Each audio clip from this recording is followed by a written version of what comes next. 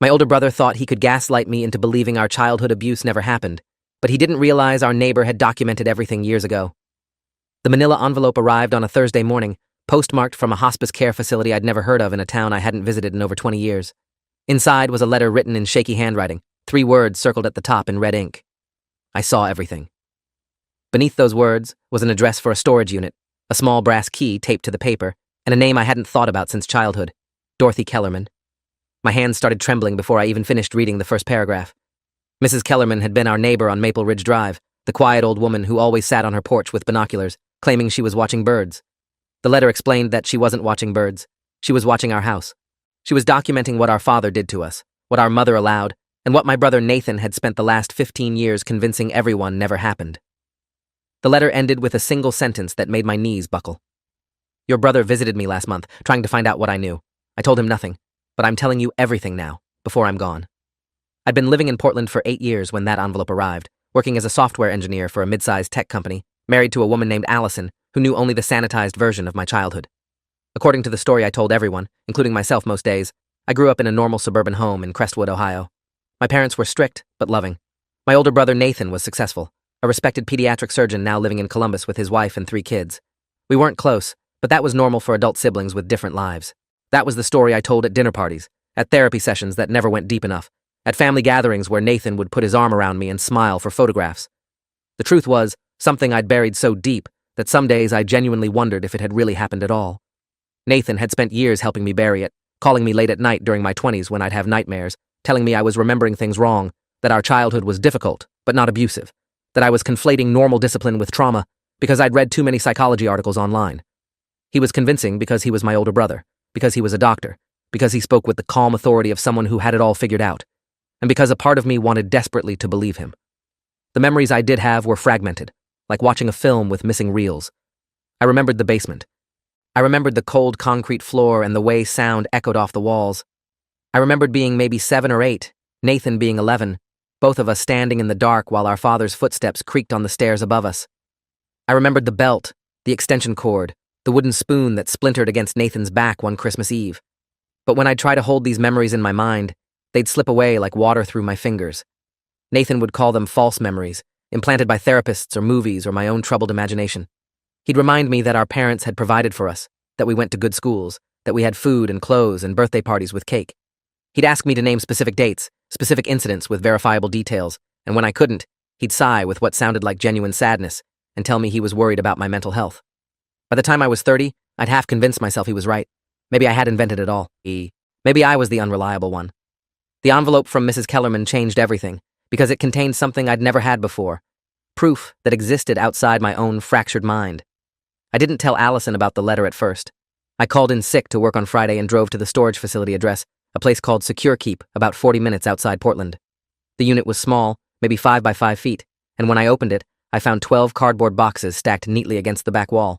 Each box was labeled with a year, starting from 1994 and ending in 2005. I was born in 1991. Nathan was born in 1988. These boxes covered nearly my entire childhood, from when I was 3 years old until I was 14, the year we finally moved away from Maple Ridge Drive.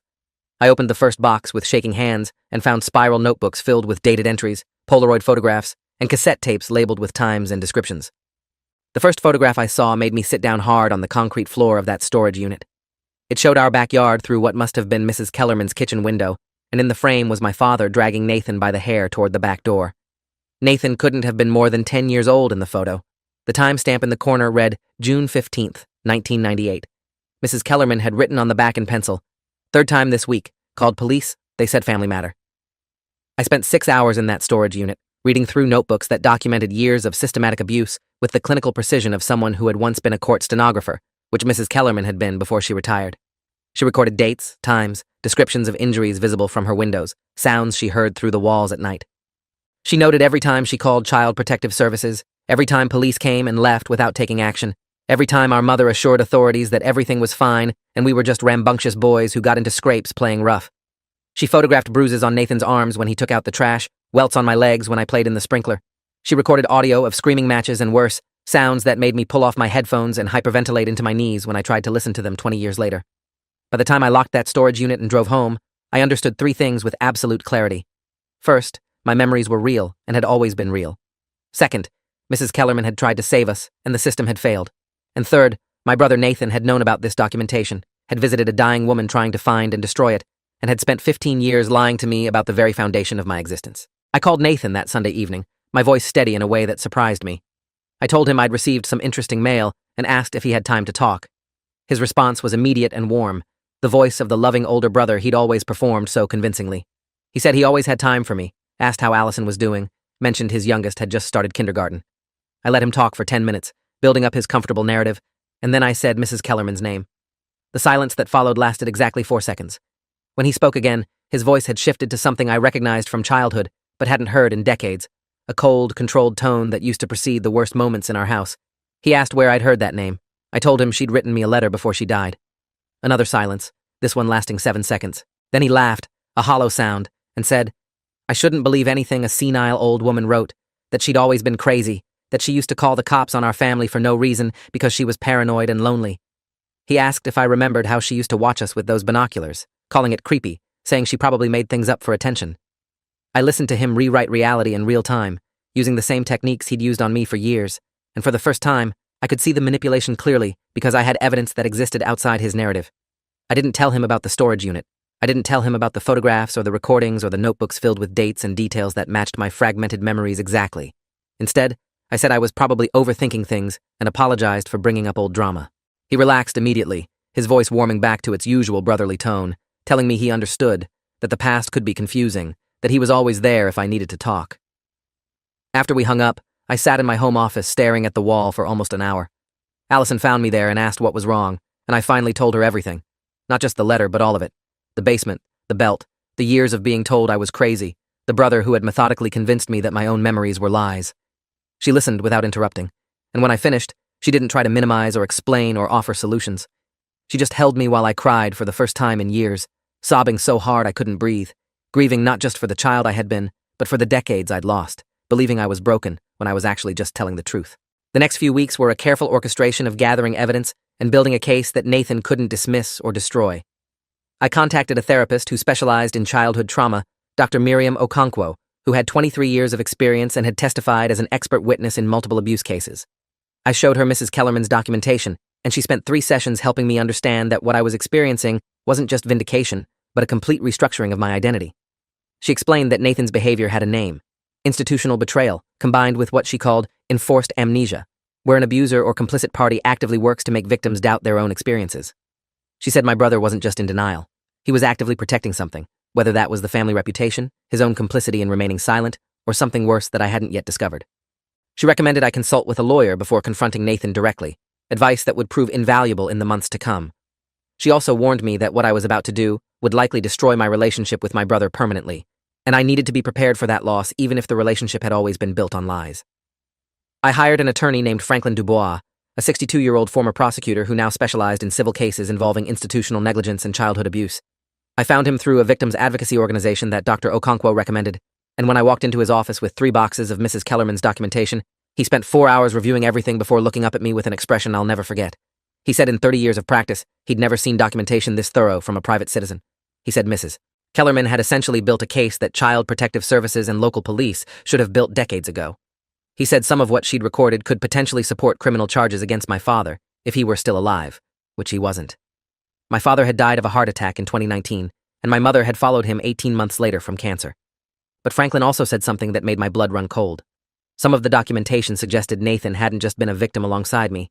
There were entries from the later years, 2003 and 2004, that described Nathan participating in what Mrs. Kellerman witnessed through those windows, not as a victim, as a perpetrator, doing to me what had been done to both of us, continuing the cycle when our father's health began failing. I didn't want to believe it at first. I spent nights lying awake, trying to convince myself that Mrs.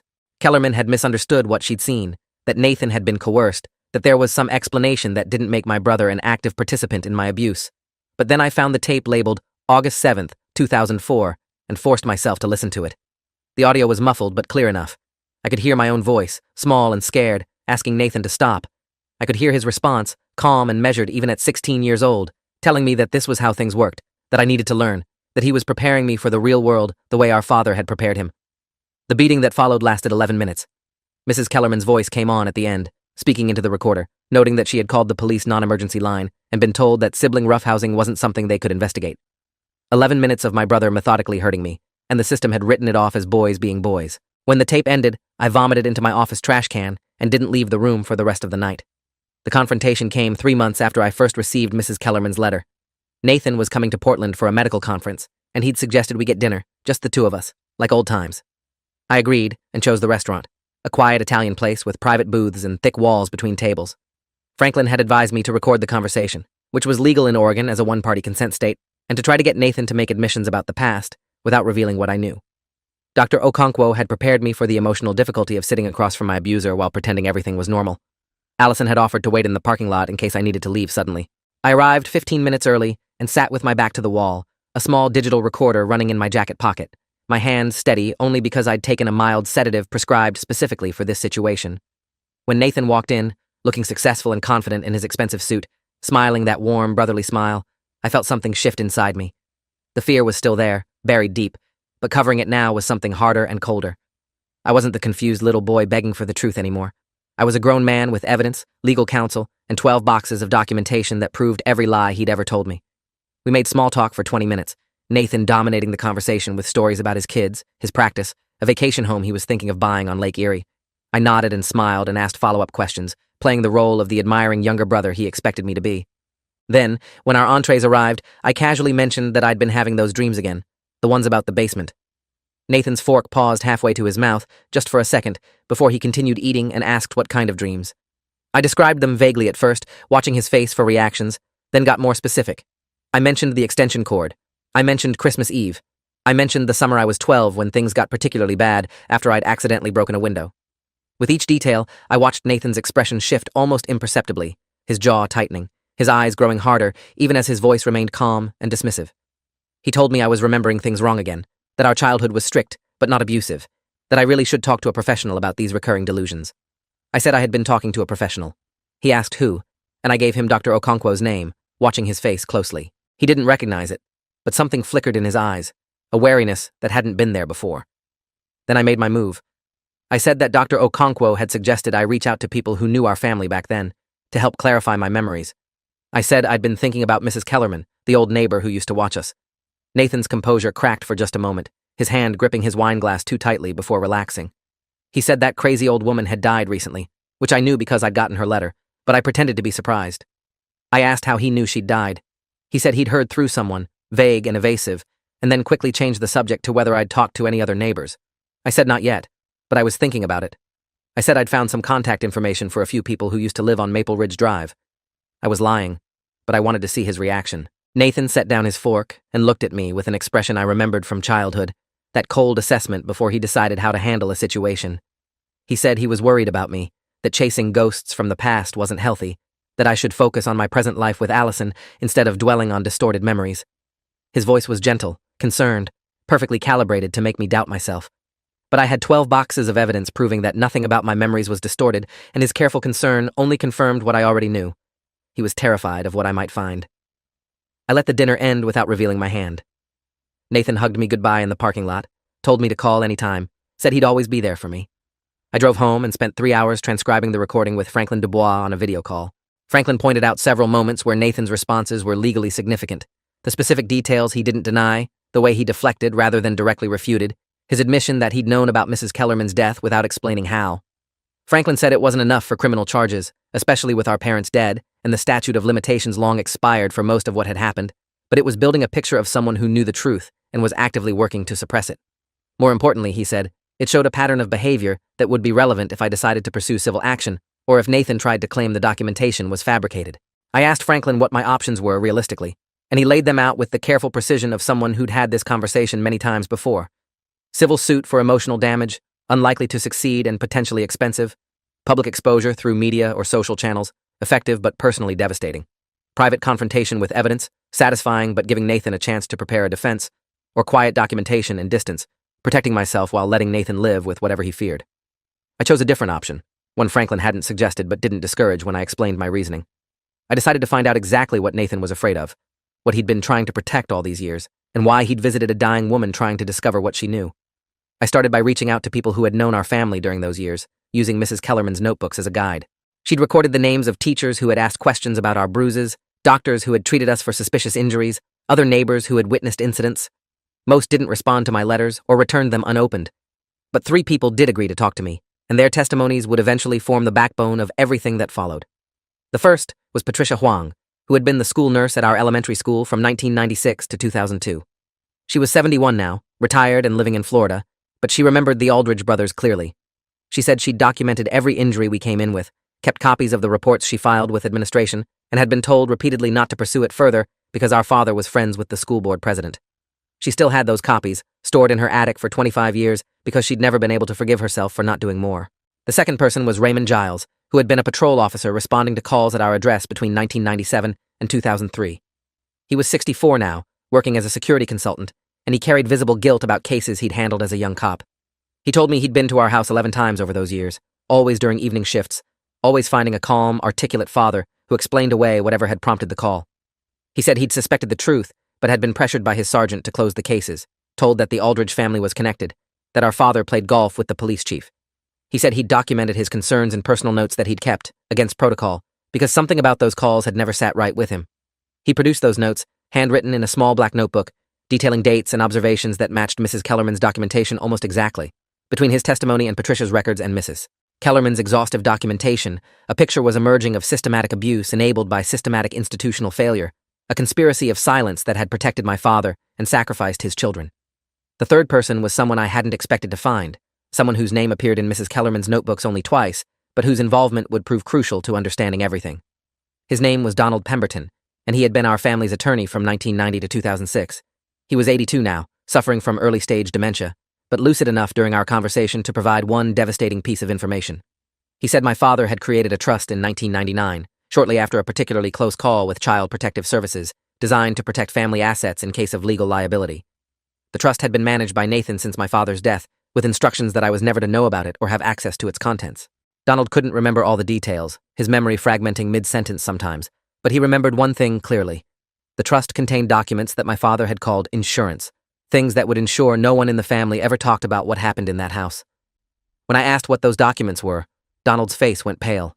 He said he'd never looked at them directly, that my father had sealed them himself, but he'd gathered from context that they were photographs. Evidence of what had been done to us, kept not to document abuse, but to ensure silence through shame.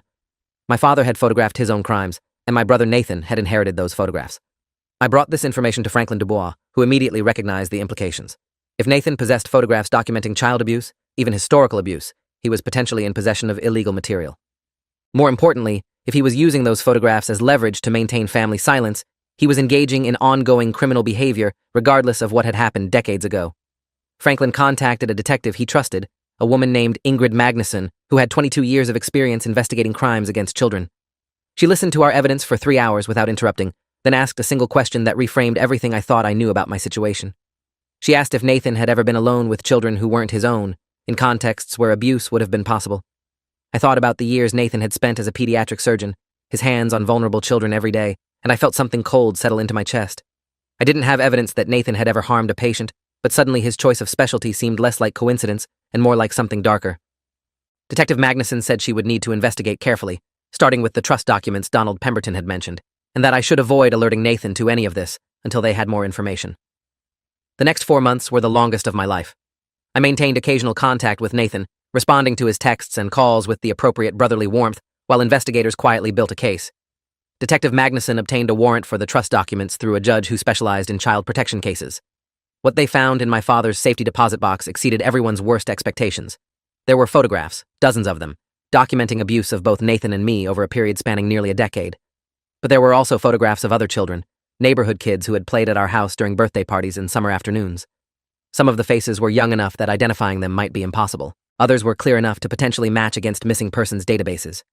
The detective called me on a Friday evening to deliver this news, her voice carefully professional, but carrying an undertone of something that might have been grief or rage. She said my father hadn't just been an abuser. He'd been a predator with a pattern that extended beyond his own family, and my brother Nathan, who had inherited these photographs and kept them secured rather than destroying them or turning them over to authorities, had been complicit in concealing potential crimes against unknown victims for nearly 2 decades. The confrontation came on a Monday afternoon in October at Nathan's house in Columbus. Detective Magnuson had coordinated with local authorities, and they arrived with a warrant shortly after Nathan returned from his shift at the hospital. I wasn't legally required to be there, but I'd asked to come, and after consultation with her superiors, Magnuson had agreed. I stood on the sidewalk across from my brother's beautiful suburban home, watching through the window as officers explained the situation to Nathan's wife, Rebecca, who had clearly known nothing about any of this. I watched Nathan's face as he was led outside in handcuffs, not for the abuse itself, too old for prosecution, but for possession of illegal material and obstruction of justice in potential ongoing investigations. He saw me standing there, and for a moment, his mask dropped completely. The charming doctor, the concerned brother, the respected surgeon all vanished, and I saw the 16-year-old boy who had beaten me in that basement while Mrs. Kellerman recorded through the walls. He didn't say anything. He didn't need to. We both knew that everything he'd spent years trying to protect had just crumbled, and that I was the one who had brought it down. The investigation expanded rapidly after Nathan's arrest. 3 of the children in my father's photographs were identified through forensic age progression and database matching, now adults in their 30s and 40s who had buried their own memories or been convinced they were false. One of them, a man named Gregory who had lived 2 streets over from us on Maple Ridge Drive, came forward publicly to confirm that my father had abused him during a sleepover in 1997. His parents had moved away shortly after, and he'd spent decades believing he'd imagined the whole thing because no one had ever corroborated his story. Mrs. Kellerman's documentation included an entry from August of that year, noting unusual sounds from our house during what she described as a children's party, and her subsequent call to police that had gone uninvestigated. With Gregory's testimony and the photographic evidence, authorities reopened cold cases from the Crestwood area spanning nearly 15 years. My father's death meant he would never face justice, but his legacy was being dismantled piece by piece, and Nathan was being held accountable for his role in preserving that legacy of silence. Nathan's trial began in March and lasted 3 weeks. I testified for 2 days, describing the abuse I'd experienced and the years of gaslighting that had followed. I described Mrs. Kellerman's letter, the storage unit full of evidence, the slow process of recovering memories I'd been told were fantasies. I described the tape from August 7, 2004, which was played in court over objections from Nathan's defense attorney. I watched the jury's faces as they listened to my childhood voice begging my brother to stop, and I watched Nathan's face as he heard it too, his carefully constructed persona cracking under the weight of recorded evidence he couldn't deny or explain away. His defense tried to paint him as another victim, someone who had perpetuated cycles of abuse because he knew no other way, but the possession of photographs for nearly 20 years undermined any claim of traumatized passivity. The jury deliberated for 6 hours before returning a verdict of guilty on all counts. Nathan was sentenced to 12 years in federal prison, plus mandatory inclusion on registries that would ensure he never worked with children again. His medical license was revoked. His wife filed for divorce. His children, who I'd never really known, were suddenly fatherless and carrying a family name that had become synonymous with generational horror. I visit Mrs. Kellerman's grave sometimes, at a small cemetery outside Portland where her ashes were scattered according to her final wishes. There's no headstone, just a small marker with her name and dates, but I bring flowers anyway. I tell her about the trial, about the other victims who came forward, about the changes in my own life since I learned the truth. Dr. Okonkwo says I'm making remarkable progress, though she cautions that healing from this kind of trauma is measured in years, not months. Allison and I are expecting our first child in the spring, a son, and I've spent countless hours in therapy working through my terror of becoming like my father, like my brother. Dr. Okonkwo assures me that awareness is the first defense against repetition, that the fact I'm so afraid of hurting my child means I'm already different from the men who raised me. I want to believe her. Most days, I do believe her. But I keep Mrs. Kellerman's letter in my desk drawer, a reminder that truth sometimes needs a witness, that someone watching through the window can make all the difference. Nathan wrote me from prison once, a 3-page letter that alternated between apology and blame, remorse and justification. He said he'd done what he had to do to survive our childhood, that I couldn't understand the pressure he'd been under as the older son, that our father had given him impossible choices. He said he'd kept the photographs because destroying them felt like destroying evidence of what had been done to him, not just what had been done by him. He said he'd convinced me my memories were false because he was trying to protect me from the pain of remembering. He said he still loved me and hoped someday I could forgive him. I read the letter twice, then burned it in our backyard fire pit while Allison held my hand. I don't know if I'll ever forgive Nathan. I don't know if forgiveness is even the right framework for what happened between us. What I know is that I spent 15 years believing I was crazy, believing my own mind was broken, believing the person who should have protected me when he told me none of it was real. Mrs. Kellerman gave me back my truth. She gave me back my childhood, as horrifying as that childhood was. And she gave me proof that I wasn't alone in seeing what I saw, even when everyone else insisted I was imagining things. My son is due in April. We're naming him Thomas, after no one in particular, a fresh name for a fresh start. I've already started a journal for him, documenting the small details of our life together, the day we found out he was coming, the first ultrasound, the nursery Allison and I painted together in soft greens and yellows. I want him to have records. I want him to have proof of how much he was wanted, how carefully he was loved, How deliberately we built a life that would never echo the house on Maple Ridge Drive. Maybe that's the real legacy Mrs. Kellerman left me. Not just the documentation of what was done, but a model for how to bear witness to a child's life.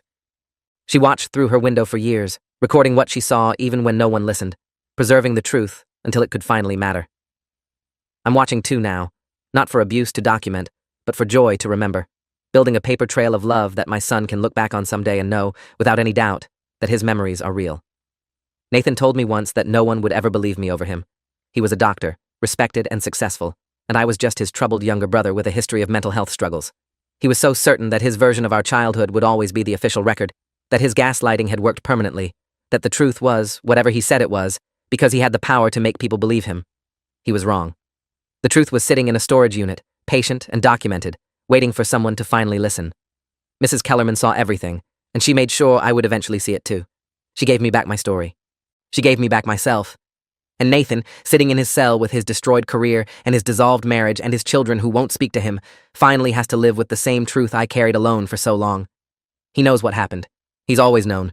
And now everyone else knows too. Thanks for watching till the end. Make sure to subscribe and like to not miss the next story.